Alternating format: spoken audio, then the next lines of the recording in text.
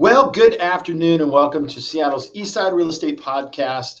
It is your go-to source for all things related to living, working, and playing on the East Side. I am Dan Edwards, managing broker of the Eastside Real Estate team. Thanks for joining us today. We are live on YouTube and Facebook. Go ahead and smash that subscribe button, like button, share it with your friends and family. We hope you find this content interesting, informative, and fun. All right. Also, you can, if you don't already, you can subscribe on any of the podcast platforms, Spotify, Apple Podcasts, Google Podcasts, et cetera, et cetera. Today, we're going to be talking with our good friend, Tucker Maxwell of Guild Mortgage Company. But before we visit with our guests, let's talk some real talk. Let's have our real talk segment.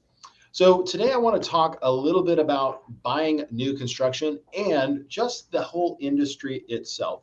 Listen, we are faced with one of the most mixed markets that I have seen in my 17 years in real estate. We have high interest rates. We have low inventory. We have buyer demand in some places and buyer reluctance in others. So what can we do about it? Well, as I spent the last week down in Anaheim with over 10,000 real estate agents from Keller Williams, where Gary Keller went over the state of the market.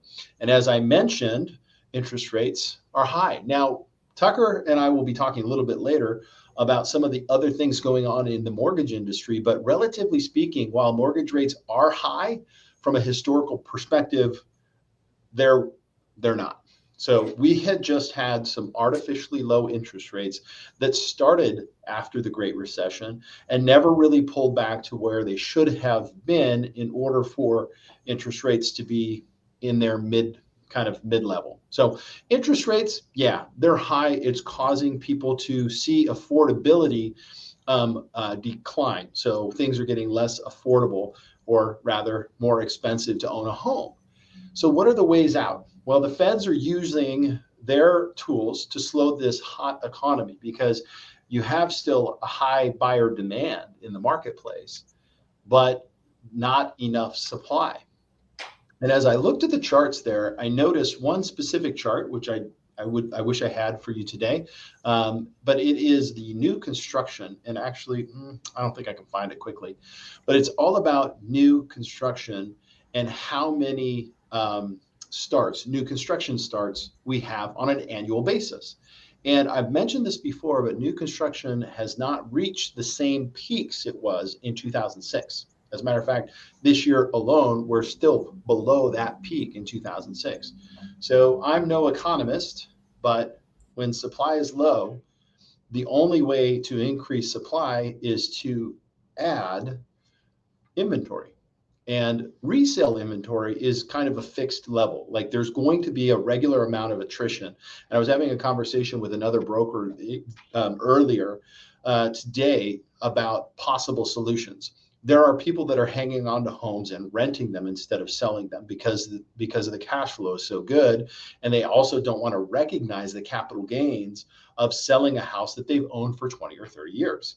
So that's a problem, right? Those rentals should be converted to somebody's future home. But because they're not, because they're being hung on to, it creates less inventory. So that's one. And number two, there are people that perceive that they're not able to get the equity out that they wanted, meaning last year my home could get 1.5 million, but this year it's only getting me 1.3. So they're deciding to hold on to their house longer than they probably should. And then finally, new construction. And here in King County and Snohomish County and Pierce County, we have probably some of the most restrictive laws by cities and counties for building and new construction. And it's creating a spot where we are not building at a pace to keep up with the current population immigration from around the United States and abroad. So that's my take on what it would take. Is we need to, as an industry and as consumers, recognize that we have the technology, we have the tools to build in a responsible manner. And what I mean by that is environmentally safe, but also build in volume so that we can get ourselves in a position to increase inventory, and that will relieve the pressure. Because the only other way to increase inventory is by raising those interest rates and slowing buyers down. Because right now, our economy is still good from a corporate level. Employment right? Unemployment is still really low. So you're not going to be able to, without harming, right, those on the lower classes, right, middle to low class, because interest rates being jacked up and inflation being jacked up harms those in the middle and lower classes and doesn't really affect. As a matter of fact, it makes more money for those who have money and less money for those that are earning less. So we got to build, baby, build, baby, build. So that brings me to a little bit more is right now, while we aren't at that 2006 level, we are higher than we were over the last 5 years. A good idea here is builders may be offering incentive because of the fact that money is more expensive. So what that means is builders are given money from a bank to build a home, and the quicker they can recoup those costs, the more homes they can build. So sometimes builders are going to have an extra backlog, and they're going to offer some incentives. And one of the incentives that they can offer you is an artificially lower rate because they partner with lenders. All right. So lastly, should you? Well, new construction is definitely going up at a quick pace. And I highly recommend that anytime you want to consider new construction, bring your real estate agent with you.